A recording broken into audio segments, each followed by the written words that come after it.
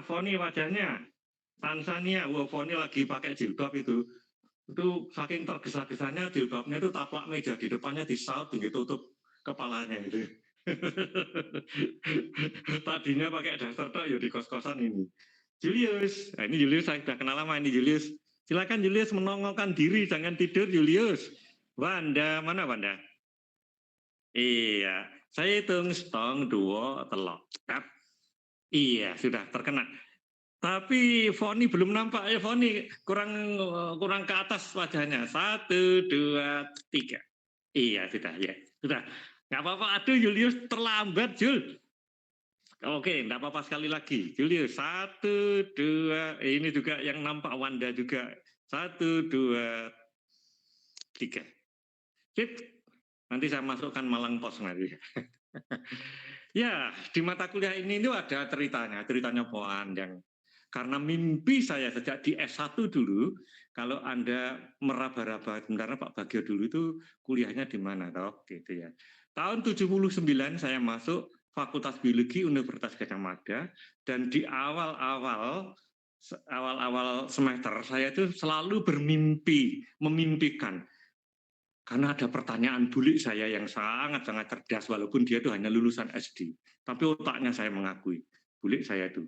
Pada waktu saya lagi merasa berhasil, satu kampung itu yang bisa diterima di Universitas Gadjah Mada itu hanya saya. Waktu itu saya itu sedikit rada sombong begitu ya. Sehingga pada waktu semester 1 pulang dari Gadjah Mada, dari UGM, liburan gitu, bayangan saya waktu itu anak-anak di kampung saya itu pada pengen mendekati saya dan minta tanda tangan saya gitu. Saking waktu itu kan kenapa tidak ada yang diterima di Gadjah Mada, waktu itu yang diterima hanya saya gitu. Jadi waktu itu rodo sombong, tapi ya ternyata agama menuntunkan pada saya bahwa saya tidak boleh sombong. Nah, di dalam merasa bangga menjadi mahasiswa Gadjah Mada itu saya pulang kampung non jauh di pelosok desa. Dari Blitar, saya berasal dari Blitar. Dari Blitar itu ada Kawadanan, kecamatan itu namanya Kecamatan Serengat, masuk ke daerah, bukan daerah, ke desa namanya Kauman. Nah, disitulah asalnya ibu saya. Itu. Nah, di situ ada bulik saya yang tanya, Mas Bak, kalau ini saya bahasa Indonesia kan, kalau orang belajar anatomi, fisiologi, dan itu tentang manusia, bisa-bisa dia itu jadi dokter. Kalau orang itu mempelajari batu-batuan, kelompoknya pasir, di pasir itu ada mineral apa saja, bisa jadi dia menjadi insinyur geologi. Nah sekarang Mas Bagio ini belajar biologi. Besok kalau sudah lulus bisa apa ya? Atau bisa jadi apa ya? Saudara sekalian, pertanyaan yang menohok itu, itulah yang selalu mengilhami saya dari semester ke semester untuk selalu mempertanyakan. Hari ini saya belajar ilmu pengetahuan sel atau sitologi. Saya selalu bertanya, dari tatap muka pertama sampai tatap muka ke-14. Waktu itu hanya 14 kali tatap muka. What can we do with this tema today in our real life? Apa yang bisa kita lakukan pada tema yang diberikan oleh dosen saya hari ini di dalam kehidupan nyata kita? Nah, pada saat kegundahan, memakai bahasanya orang bercinta, pada saat kegundahan seperti ini melanda saya tentang what can we do with biology in our real life, maka saya selalu bertanya-tanya. Hari ini ini contoh-contoh klasik yang selalu saya katakan kepada rekan-rekan mahasiswa. Contohnya itu gampang sekali. Pada waktu Anda di semester 1 kalau nggak salah, ada mata kuliah namanya SPT 1. Benar ya, ada SPT 1 di semester 1 atau semester 2 itu? Halo, Mbak Wanda? Di SPT 1 atau SPT di semester 1 atau di semester 2 SPT 1? Struktur dan perkembangan tumbuhan. Lupa? Semester 1. Pak. Oke, semester 1 sama dulu saya juga. Karena hanya saja namanya dulu morfologi tumbuhan. Kitab sucinya judulnya ya morfologi tumbuhan karangan Profesor Insinyur Gembong Citrosupomo.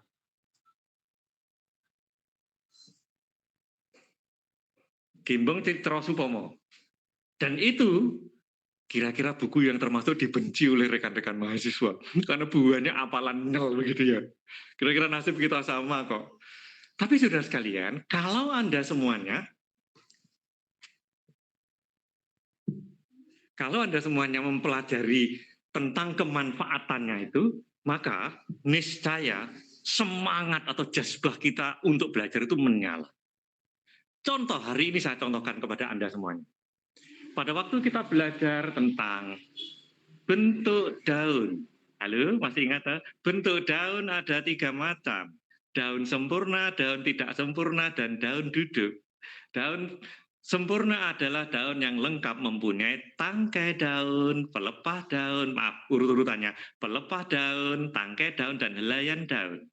Daun tak sempurna adalah daun yang salah satunya tidak ada, bagian-bagian daun tadi. Dan ada satu yang terakhir, daun sempurna, daun tak sempurna, dan daun duduk. Daun duduk adalah daun yang hanya terdiri dari satu bagian dari bagian-bagian daun yang kita kenal tadi. Ada daun duduk, contohnya adalah Acacia auriculiformis. Nah, akasia yang kita kenal itu coba diperhatikan. Daunnya itu hanya terdiri dari tangkai daun yang tiba-tiba melebar begitu saja.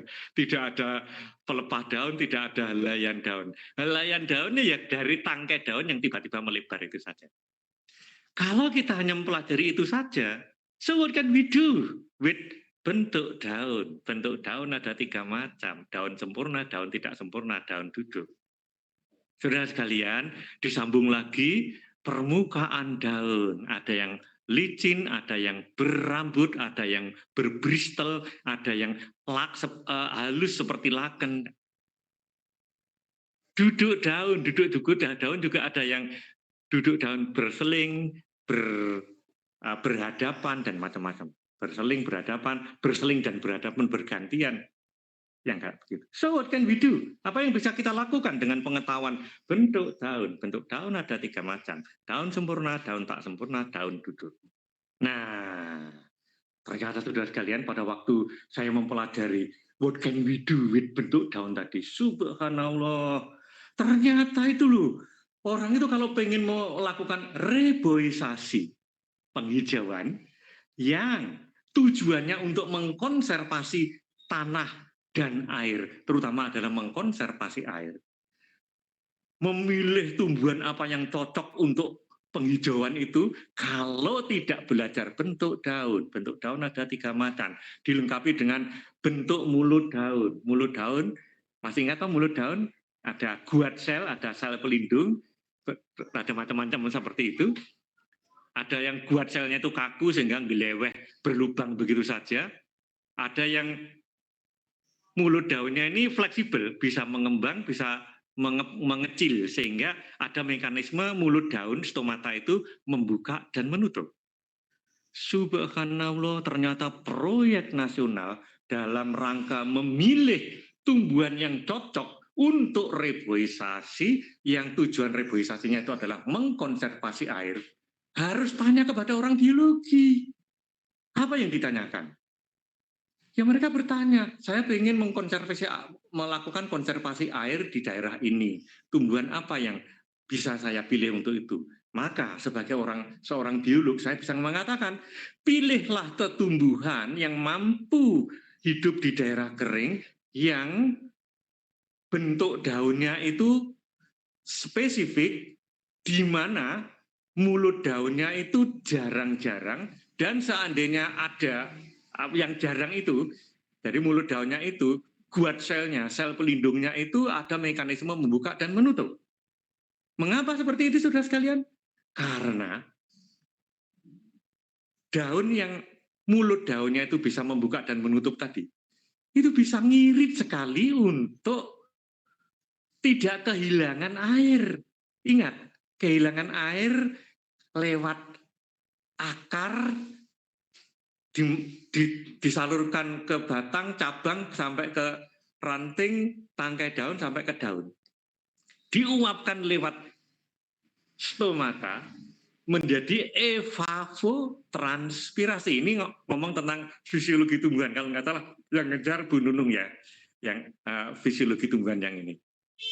Anda bisa membayangkan kalau Anda disuruh atau dimintai tolong melakukan reboisasi yang di suatu daerah, di mana daerah itu pengen dikonservasi airnya, air tanahnya itu jangan sampai hilang begitu. Jika Anda memilih tumbuhan yang daunnya itu banyak sekali mempunyai mulut daun dan mulut daunnya itu tidak bisa membuka dan menutup tadi. Apa yang terjadi? Berarti apa? Evapotranspirasinya berlangsung demikian cepat. Sehingga Anda bisa membaca di dalam jurnal-jurnal penelitian yang mengatakan bahwa satu tanah yang dibiarkan tanah telanjang begitu saja, kandungan airnya sama. Di tempat lain tanah itu dikasih tumbuhan, yang mana tumbuhan itu penuh dengan spesies atau jenis tumbuhan yang daunnya itu penuh dengan atau banyak sekali mulut daunnya, dan mulut daunnya itu ngeleweh membuka begitu saja sehingga evapotranspirasinya itu berlangsung demikian cepat. Maka kehilangan air di dalam tanah itu karena evapotranspirasi tadi minimum 3 kali lebih cepat dibandingkan dengan kalau tanah itu dibiarkan tanah telanjang tanpa tumbuhan. Nah, seperti itulah peran dari kalau kita mempelajari bentuk daun ada 3 macam, bentuk mulut daun dan macam-macam seperti itu. So, ini hanya baru permulaan apa yang pengen saya ceritakan, saudara sekalian. Dan ini adalah proyek nasional. Kalau memilih tumbuhan yang dipakai untuk reboisasi, yang tujuan reboisasinya itu adalah untuk mengkonservasi air yang ada di dalam tanah. Salah menentukan jenisnya apa, maka jauh panggang dari api. Kontraproduktif akhirnya. Yang pengennya mengkonservasi air, malah Anda mempercepat hilangnya air tanah yang ada di sekitar, yang pengen dikonservasikan itu tadi. Halo, yang tidur silahkan bangun. Kita baru menguak nih, what can we do with biology dari tatap muka pertama ini saja. Dan jujur saya mempunyai lebih dari 45 kali tatap muka yang isinya what can we do with biology. Saya berbahagia menjadi orang yang masih hidup, yang mendirikan biologi ini. Dulu yang mendirikan ini, yang tertulis itu kan almarhum Prof. Setiono, terus sesepuhnya Profesor Sutiman dan saya. Profesor Setiono sudah almarhum. Mohon didoakan saya hidup penuh dengan berkah. Amin, amin, ya rabbal alamin. Dan saya masih bisa menceritakan kepada Anda semuanya, what can we do with biology? Apa yang saya ceritakan dari tatap muka ke tatap muka, insya Allah sudah menjadi judul dari skripsi, tesis, dan disertasi. Jadi kalau ngomong seperti ini, nanti kemanfaatan dari berbagai tumbuhan dan hewan yang lain-lain lagi, subhanallah, saya mempunyai banyak cerita. Dan sebagai dosen yang idealismenya itu tinggi, saya ingin mengajarkan dengan contoh-contoh yang saya kembangkan sendiri. Saya sekarang sudah tiba saatnya untuk melakukan seperti ini. Karena apa? Track record saya membimbing mahasiswa melakukan penelitian bersama mahasiswa S1 di bidang ini sudah lebih dari 30 mahasiswa. Di S2 sudah lebih dari 20, di S3 makin banyak lagi, lebih dari 20 disertasi. All is about the biology that have relationship with what can we do with biology. Apa yang bisa kita lakukan di biologi? Saudara sekalian, saya harus berterima kasih pada Ibu Endang Ari Susilaningsih. Kenapa? Karena pada waktu kami ingin mencari nama mata kuliah ini beliau yang membela saya. Dulunya diberi nama biologi sosial. Tapi pada waktu itu diinggriskan menjadi sosiobiologi, ternyata secara internasional itu sudah ada mata kuliah itu yang isinya adalah bagaimana perilaku hewan itu secara soliter maupun hewan itu berkelompok secara sosial. Oh, berarti sosiobiologi sudah nggak cocok lagi itu. Sehingga diberi nama ekologi sosial ini. Sehingga apa ya? Dengan background ekologi saya memberi warna kepada Anda semuanya. Separuh semester nanti yang mengajar saya akan cerita banyak tentang so what can we do with biology in our real life. Nah, itu saya berikan sekitar 4 kali tatap muka, yang 3 kali tatap muka. Kalau kita sudah mendapatkan cara melakukan eksplorasi, what can we do with biology? Apa yang bisa kita lakukan dengan biologi di dalam kehidupan nyata kita? Tiba saatnya ilmunya jangan dipek dewe, jangan dimiliki sendiri. Kita coba berikan kepada orang lain. Dan orang lain itu adalah masyarakat kita.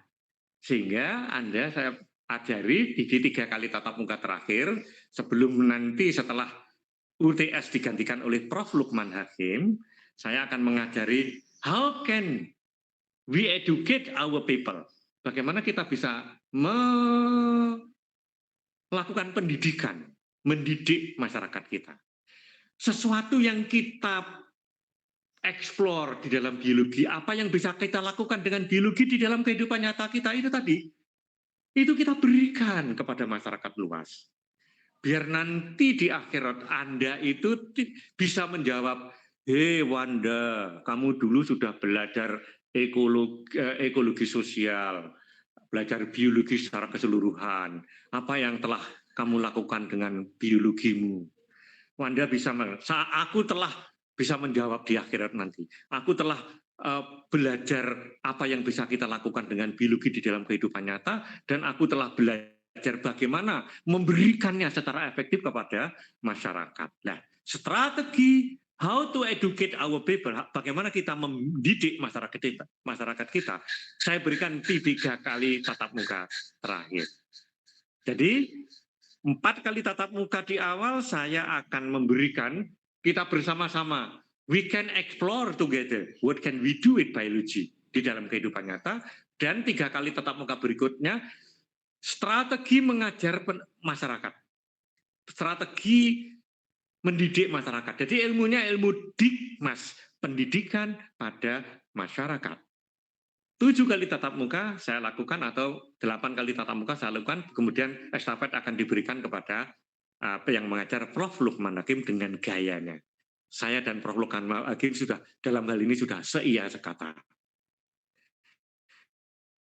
Saudara sekalian, jangan lupa bahagia dan harus tetap semangat. Mulai minggu depan saya akan cerita tentang bagaimana melakukan eksplorasi terhadap keilmuan biologi ini. Pertama, langkah pertama ya jangan jauh-jauh dari dosen-dosen kita. Ilmunya Bu Laras, Prof. Laras itu apa toh? Ilmunya Prof. Sutiman itu loh kok sampai bisa mengobati orang dengan asapnya tembakau atau dengan rokok atau dengan jamunya. Sampai jamu itu diilmiahkan, ada saintifikasi jamu. Anda berhak mengambil loh mata kuliah itu. Ya.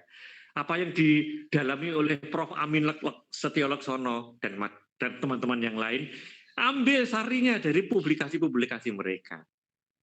Yang pertama, langkah pertama itu. Yang kedua, dari rekan-rekan mahasiswa, baca skripsi, tesis, dan disertasi. Dan karena saya menugasi banyak hal, maka yang dibaca abstraknya saja. Dari baca judul dan abstraknya saja, Anda akan sudah tahu. Berikutnya, keluar dari MIPA biologi ke ilmu-ilmu yang related with biology di sekitar kita. Tetap di Universitas Brawijaya, langkah berikutnya di luar Brawijaya, dan langkah berikutnya di mata kuliah yang lain.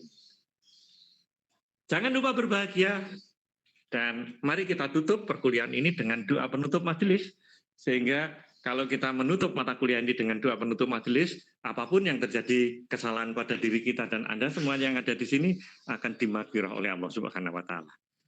Kita tutup dengan doa penutup. Yuk, saya pimpin. Bismillahirrahmanirrahim. Subhanakallahumma wa bihamdika asyhadu an la ilaha illa anta astaghfiruka wa atubu ilaik. Assalamualaikum warahmatullahi wabarakatuh. Waalaikumsalam.